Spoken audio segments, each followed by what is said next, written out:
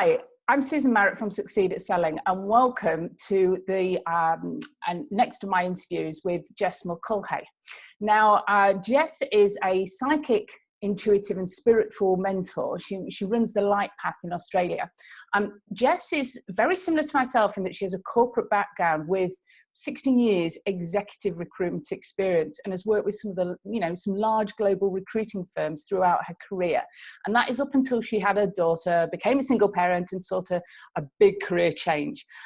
Deciding to use her business skills for her own spiritually based business. And this is what kind of has drawn me to you, Jess. She's built her business up through social media and currently has a massive tribe of over 12,500 people on Facebook page, and is celebrating next week, I believe, 4 years in business at the beginning of next week, Jess. Is that right? That's correct. Fantastic. Well, welcome. Yeah, that's right. Welcome, to this. And what I'd just like you to first of all do is tell me a little bit about yourself and your business, please. And just give me a bit of background and, to what it is that you do. Sure. I am based on the central coast of New South Wales in Australia, and my business is a home run business. So everything I do really is online. So I connect with clients all over the world through Skype and Zoom, using the online mediums as best as I can. And what I actually do is the basis of my business is psychic reading. So I do a lot of psychic reading work for people. I do mediumship work, so I connect with past over loved ones. But what I also do is I do spiritual mentoring. So that is a one-on-one relationship with clients. And that is really understanding them and helping them to move their journey forward. And whether that's helping with meditation practices or helping them to develop their own spiritual based business, and really just helping on that spiritual side of things. I also do a lot of blogging. I'm writing a book at the moment, so there's lots of stuff in the pipeline. So and I do all of this really just based around my 5-year-old who's just started school. Started in January. She's finishing her first year very shortly. And really the whole basis of the business and my purpose is based around having that balance for her. Yeah, it's very, I'm very much similar to yourself in that I had many years of corporate, our work, and it is all about that work-life balance. And it's fabulous that we have the internet these days where we can connect very closely to our clients. I mean, we've got, I think, 11 time zones between us on this interview, and it's amazing how we can communicate effectively and to do what we need to do across those. So you mentioned there that, you decided to, set up your own business to really focus in on what you're passionate about and to help your clients with that. Was that the main reason for deciding to go into business by yourself then? I think there was also a drive. There was always a drive in me, being in recruitment for as long as I was. I had to work very closely to sales targets and to budgets. It's just part of life, especially in corporate world. Everybody has their own budgets, whether they sell or not. And for me, I think it was really I needed a challenge. I couldn't sit at home doing nothing. I could have if I wanted to, but I need to be doing. I'm just one of those people that needs to be doing. And it was just, there was something in me that just said that there's an opportunity here to run your own business, be your own boss on your own terms. I was at that leadership level within recruitment anyway, so I had that tenacity and that level of leadership. So really it was just, looking at my skill set and deciding, and there was a chance to do recruitment. I could have gone off and done my own recruitment firm, but it wasn't the right thing for me. It wasn't my calling. Tough world, isn't it? It is. And it's, and to start up your own agency as well is pretty tough. So it was just making that decision based on wanting some balance, work-life balance, and creating a business really that's sustainable for me, and that I can eventually start to bring additional people into to help as well. So that's really interesting, because that was another thing that drew me to you, is this hardcore sales background that you've got, it really is a very, very tough world, the recruitment sector. Targets are massive. You can be out of a job very quickly if you're not performing. You've got to be on your game. So I really Absolutely. get that world. I've had a similar thing in IT software. So how have you transferred that to selling what you do for yourself? How do you actually help your clients to buy from you and take those skills, and how have you changed that? I guess for me, it was a realization early on when I was doing my spiritual development that I realized actually I've been using my intuitive skills in sales forever. And especially in recruitment, it was actually a perfect fit for an intuitive, because I just instantly knew that match between a client and my candidates. And to the point that a lot of clients actually trusted that in the end. And if I phoned and said, I've got the client, the candidate, they'd just be like, I'll interview them. So it's understanding really that, and it's using that the basis of sales really, which is customer focused. And I think sometimes when we are hardcore sales, we forget about the client and we forget about that customer service. And I was never I would say I wasn't a hard seller. I was more based on get to know me, I'll get to know you, I'll get to understand your business, and then that's how our business relationship works. So I was never very, and I know sales is very numbers based as well. So and that helps when you're building your business. Definitely. Every no that you get is one step closer to a yes. So it's remembering that in developing your own business is that, it's okay to ask the question. It's okay to ask people, are you interested in what I do? And it's okay if they say no. It's even better when they say yes, because that gives you something to build on. And even that no is why not? And it's learning to question that. And I think that tenacity and those sales skills have helped me to really build my tribe as much as I have, because I've listened and I've understood that my clients like particular aspects of what I do. There's some stuff they don't like, and that's okay. They don't have to like everything I do. But by listening to them, it's helped me to grow the business. Yeah. Would you say that's then one of the biggest qualities that maybe, business owners need to have when they're actually selling what they do, is questioning? The art of asking the right questions and listening to what they're saying? It is. And I think it's also really key to bring the passion that you have for what you're doing into your conversations. Because people, and be real and be human. And I think, I do a lot of Facebook Live work on my page so that people can actually see I'm more than just a professional photograph behind a brand. I stand by who I am, and what you see is what you get, pretty much. And even to the point that people will meet me in the street and go, "Gosh, you're very much like you are on Facebook." It's like, oh, that's good. It's my business, and so it's about being, I think, listening to your clients, understanding your market.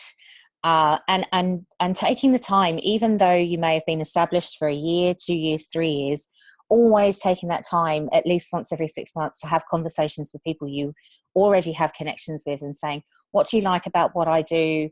Do you see that I'm missing anything? Is there something that I can improve upon? And having tough skin enough to realize it's not a personal attack when people give you feedback about your business. It's actually an opportunity to grow. It's a positive thing. So you've moved there on to a slightly different topic in terms of asking your customers for their feedback and to help you with your business. Is that something else that you would say you've probably learnt more so in your business, in your own business, than maybe when you was in selling in the corporate recruitment world? I think I was always, it was a lot quicker in recruitment because if I wasn't doing the right thing by my client, they weren't taking my candidates and they weren't buying from me. Sure. So it was a much quicker cycle, I think, of client feedback. Whereas in your own business, you have to be conscious of stepping out from your ego and really sort of listening to your clients, because it's hard, especially salespeople. We have a natural tenacity to connect with people, and you have to have a certain level of confidence and ability and belief in yourself to be a good salesperson. When you have to take a step back a little bit and go, actually, I need to get a bit of feedback. But in corporate recruitment, it was very much, my clients I was always very honest with my clients. If I was missing the mark, I knew I was missing the mark. Yeah. And I'd be like, I'm not getting this. What am I not getting? If you've seen 3 people, what am I not getting? And they'll be like, oh, they're missing this bit. And they'll be like, right, okay, I can understand that. So I think in recruitment, it's a constant cycle of feedback. Yeah. And perhaps that's what's taught me to be a good salesperson is that constant cycle of feedback. If you would go back in time, is there anything that you would do differently when it comes to selling and sales approach? I would focus less on the budget. Right. Okay. And the reason I say that is it shouldn't just be the driver. That shouldn't just be your driver. There should be more. And that's, for me, my success came when I actually stopped freaking out about my budget so much. Oh, you mean your target, just to qualify? Yeah, my like targets. Yeah. Okay. Yeah, my sales target. Yeah. And I changed my sales cycle so that I actually always had breathing space. So, you know, it was always month end, but I would always aim to have my sales target done by the 15th of each month. So I had breathing space. If it wasn't done, I still had a good 2 weeks, because of course recruitment cycles are, you know, between 4 and 8 weeks. So you had to work that into your processes. So I think it would be to relax a bit more about that, and to just trust that the clients that I've got were good, solid clients, and they were gonna be there. And they were. A lot of my clients stayed with me and would try and find me from agency to agency. Fantastic. But it was, yeah, it's just worry less about the sales target and just enjoy your job. Would you say that's and I think Sorry, I was just going to ask you then. Sorry, we had a bit of a flicker on the internet. I was just going to ask you, would you see that as being one of the biggest challenges that maybe small businesses face, and people when they're selling in their own world? Because it's so important to get the money through the door. We have bills to pay, we have things that we need to account for. Do you think it's kind of a bit too easy to focus in on that worry and that number, and to just really just go back to what you said at the start and focus on solving your customers' problems? Yeah. And it's natural for us. I mean, that's why we're in business, and that's why most people are in sales, is they enjoy that challenge of the figure. But it absolutely, it is a challenge, because you can get stuck in, I haven't made 5 sales today, so therefore my week's done. Rather than kind of going, actually, I'm missing the mark here. Because if you're in the corporate world, that's what you would be asked to look at. You'd be asked to really consider, why are you missing things? You don't usually miss this. Where are things going wrong? So it's being able to do some self-evaluation, I think, and to take that figure and that budget stuff out, and trust that when you're in your zone and in your flow, and you're loving what you do, and you're passionate, and you're listening to your clients, that flow comes back. So and not to freak out over if you miss one thing, because sometimes I think, especially salespeople, if we miss 1 or 2 sales, that's it. We go into a bit of a tailspin. And it's building that sort of tenacity around that, and going, actually, no, I can cope with this, and I can keep moving forward. And if you can't do that on your own, and I think small businesses struggle with this, is it can become quite isolating running your own business from home, especially. But there's more sort of workspaces being opened up for entrepreneurs starting out. And I would say to people, if you're finding you're getting yourself stuck in that money cycle, to reach out, get into an environment where you're supported, so that you're reminded not to just focus on what's coming in the door this month, because that could shift next month. And I think when you focus less on that money coming in and freaking out about it, because when you freak out, you're stopping everything coming to you. It's part of law of attraction. And if you relax into it and just know, actually, I've got a great product, I know that I've got a great service, and I know that it's going to give value to my clients, and focus back in on that, that's when things can shift. So, I believe there's 3 things that every sort of salesperson, maybe good business owner, needs, which is, the knowledge on how to sell, this knowing how to keep that confident mentality going, and also, accountability. And one of the things I think you have a real strength for is getting that mindset right. This is the basis for what you do.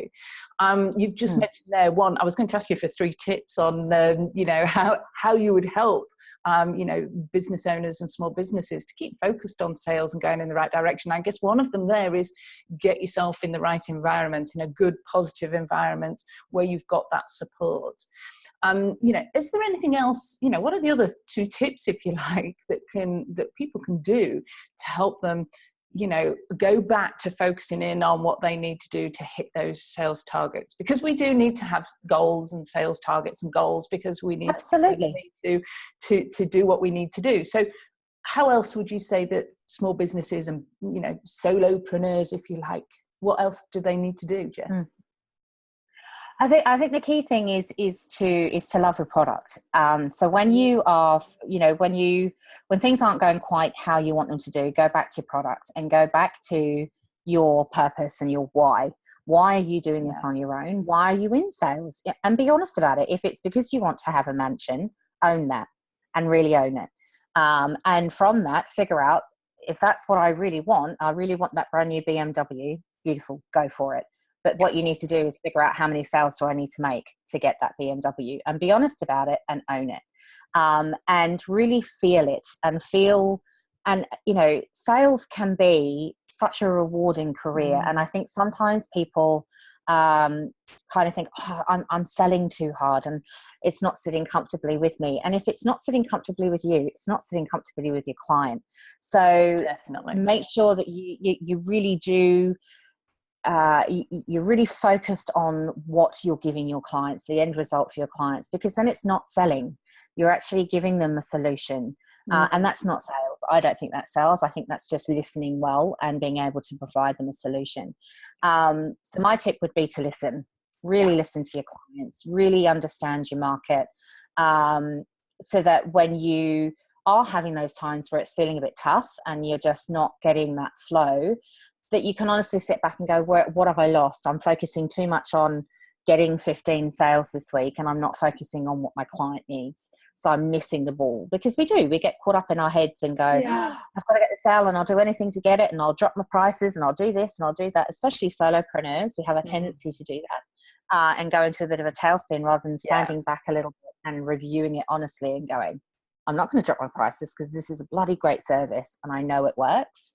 Definitely. Go out and speak to your clients that it's worked for. Give me testimonials. It'll help me with other clients. And you can say that to your clients. Here's a testimonial from this previous client. Think of sales in a much different way. It's not just about getting them to say yes. It's about getting them to say yes, but then getting them to say yes again in 6 months and then 12 months. And then, it's about building that relationship. Yeah, that's the one thing I've always said when I ever went for any job interviews as a sales job.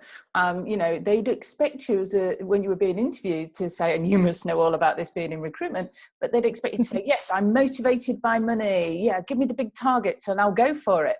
But I always said I was never motivated by money. To me, it was the satisfaction of not just getting one client or the second or the third, piece of business from that client, but it was the fourth and the fifth and the sixth. It's getting that continued business from one particular client. It's immensely satisfying, isn't it, Jess? And I'm sure it is. And it's referrals too. If you keep your clients happy, they'll refer you.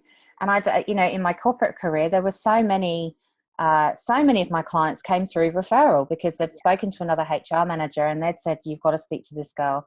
This is what she's great at. And I owned what I was great at. If they asked me to do something outside of what I was good at, I'd be like, I can look at it for you, but I don't have candidates. Yes. This is my candidate base. This is what I'm great at. Let me help you with that. But I can give you the referral for another agency or another client or another colleague who is amazing at that. That's their skill base.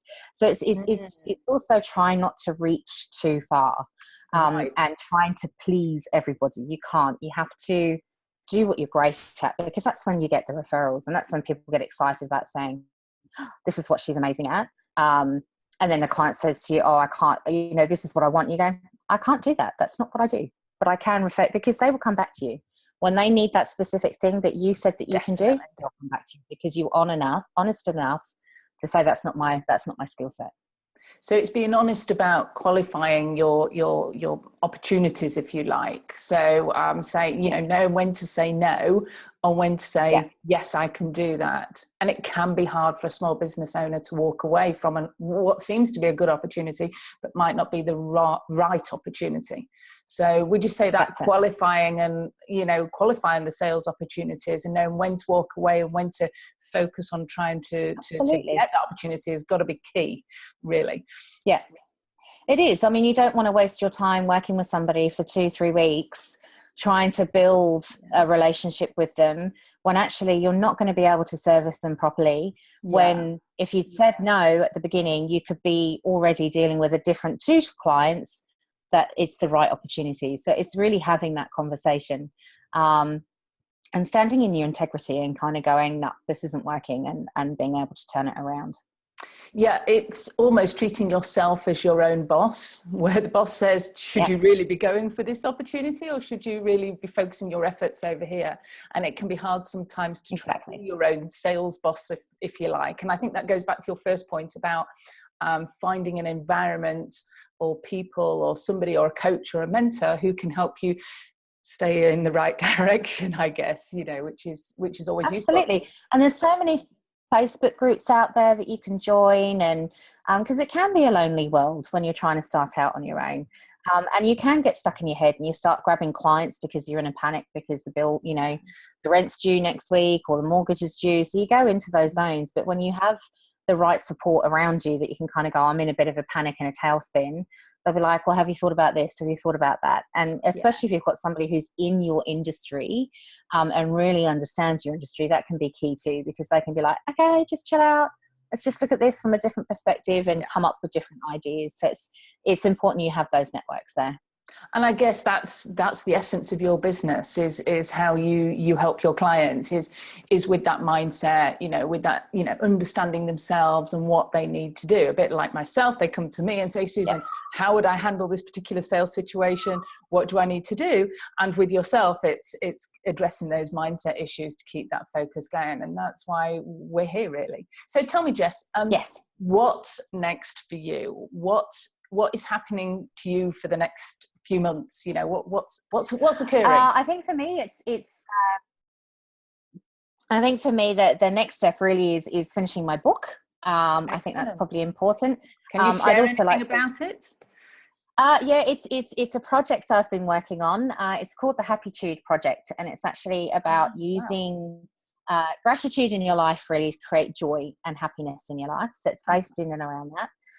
But I also want to be doing connecting and doing some more workshops and more face-to-face stuff because I find that that I enjoy that environment of connection. So it's and I love interviewing. I can talk about stuff for hours. You can talk selling. Me and you could talk selling for hours. I know we can. I've got to keep an eye on the time, otherwise it'll be midnight before on your time. Sorry, carry on. That's okay. So and just continuing to listen to my tribe really, and growing it that way, and looking at some speaking opportunities and things like that as well. So stepping out really from behind the computer, I think, is probably the big thing over the next few months. Oh, I really look forward to seeing more of you out there on the internet, and I see you very visible in a lot of Facebook groups, and it's what attracted me to you, and your personality certainly shines through. And I think a lot of business owners can learn from you in terms of what you can bring in terms of understanding mindset, but also those sort of day-to-day business challenges like selling. And thank you ever so much for your time, Jess. I really, really do appreciate it. And have a good rest of your evening down under. Thank you, and goodbye from sunny Spain. Thank you, Jess. One thing. How can people get hold of? How can people get hold of you? They can get hold of me through my Facebook page. So that's www.facebook.com/Light Path Aus, AUS. So that's probably the easiest way to get hold of me. Fantastic. Sorry, I nearly forgot then, didn't I? No, that's okay. Look, I've really enjoyed it. And goodbye from sunny Spain to lovely Dan there. And have a great Friday and a great weekend, won't you, Jess? I will. Thank you so much. Thank you. Bye. Bye, Jess. Bye.